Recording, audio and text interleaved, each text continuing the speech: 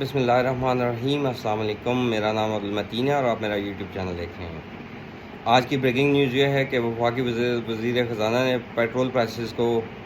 12 روپے اور تقریباً 63 روپے سے کم کر کے جو نئی قیمت ہے وہ 224 روپے 80 پیسے بن گئی ہے،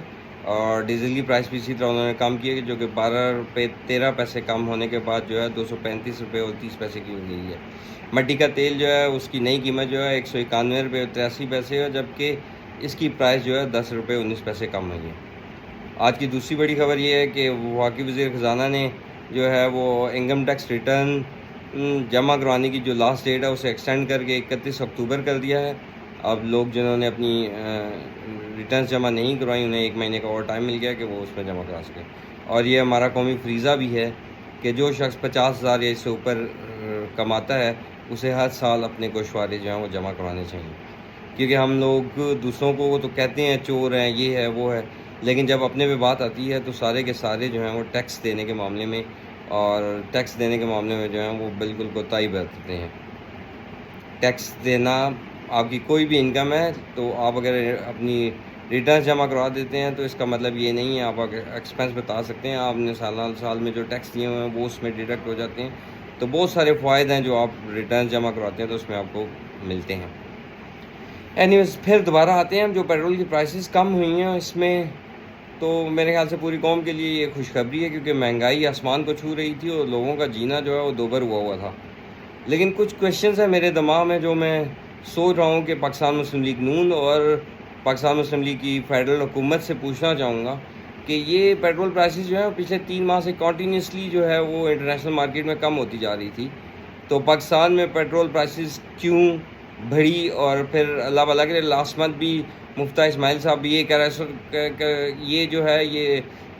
زمشن تھا کہ لوگ جو ہے کہہ رہے تھے کہ پیٹرول کی پرائس کم ہوں گی، لیکن آل آف سڈن ایک دن رات کو تقریباً 12 بجے وزیر اعظم شہباز شریف نے 1 روپیہ کو 75-80 پیسے جو ہے وہ پیٹرول کی پرائسز بڑھا دی۔ اب میرا سوال پوچھنے والا یہ ہے کہ یہ کیا جو اسحاق ڈار واپس آئے ہیں تو یہ ان کا کرشمہ ہے، یا پھر یہ ان کے لیے ایک پلیٹ فارم بچھایا گیا تھا جو کہ مفتیٰ اسماعیل کو کیا کہتے ہیں ان کو فیل کر کے ان سے ایسی پالیسیاں اور ایسے کام کروا کے لوگ ان سے متنفر ہوں اور اسحاق ڈار کے لیے واپسی کا راستہ جو ہے وہ ایک ہموار کیا جائے، کیونکہ صرف آنے کے 4 دنوں کے بعد اسحاق ڈار صاحب نے جو ہے وہ پیٹرول کی پرائسز 12 روپے یا 13 روپے جو بھی ہے وہ کم کی ہیں، تو جو کہ میرے لیے بہت ہی حیران کن بات ہے۔ اسحاق ڈار صاحب کو بہت سارے لوگ مسلم لیگ کے لوگ جو ہیں وہ میجیشین کہتے ہیں، لیکن کچھ لوگ ایسے بھی کہتے ہیں کہ یہ ہیر پھیر کے ماہر ہیں،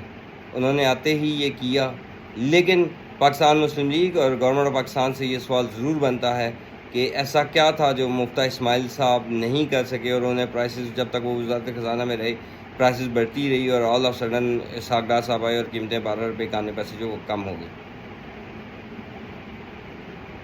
مفتیٰ اسماعیل صاحب بہت زیادہ تنقید ہوئی ان پہ، ہر جگہ پہ سوشل میڈیا کوئی جگہ ایسی میں نے نہیں دیکھی جہاں پہ مفتیٰ اسماعیل صاحب کو جو ہے وہ لوگوں نے لتاڑا نہ ہو، ہماری زبان میں کہتے ہیں لتاڑا نہ ہو، ان پہ کافی زیادہ کرٹیسزم ہوا۔ لیکن میں تو خیر جب انہوں نے جن حالات میں جس معاملات میں انہوں نے جا کے IMF سے جو $1 ارب کا بیل آؤٹ پیکیج لیا تھا، یقین جانے میں تو سوچ رہا تھا کہ وہ ان کا ایک کارنامہ ہے اور انہوں نے اس پہ بہت محنت کی، جبکہ ہمارے جو ایکس فائنانس منسٹر تھے اور پھر KPK اور پنجاب کے جو منسٹر سے فائنانس منسٹر ان کی جو باتیں ہوئیں، اور پھر جو KPK جو کہ تیمور جگڑا صاحب ہیں انہوں نے جو لیٹر بھی لکھا IMF کو، اس کے بعد تو خیر وہ پیکیج لینا جو ہے اور مشکل ہو گیا تھا۔ لیکن کریڈٹ گوز ٹو مفتیٰ اسماعیل صاحب جنہوں نے جا کے یہ بیل آؤٹ پیکیج لیا اور پاکستان کو ڈیفالٹ ہونے سے بچایا۔ اینیویز سوال جو ہے وہ مسلم لیگ نون سے ہے، اور انہیں چاہیے کہ وہ جواب دیں کہ یہ کیا ہو رہا ہے، یا یہ ایسا ہی تھا اسحاق ڈار کا کرشمہ ہے، یا پھر یہ ایک پلیٹ فارم تھا اسحاق ڈار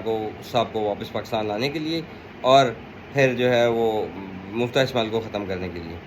اللہ کرے کہ پاکستان ترقی کرے، اللہ پر کرے کہ پاکستان میں جو ہے مہنگائی کی شرح کم ہو، اللہ کرے کہ پاکستان، اللہ سے مانگ رہا ہوں تو وہ 1 روپے کے مقابلے میں $1 ہو جائے، ہماری دعا تو یہی ہے۔ لیکن ہمارے سیاستدان، ہمارے ملک کی اسٹیبلشمنٹ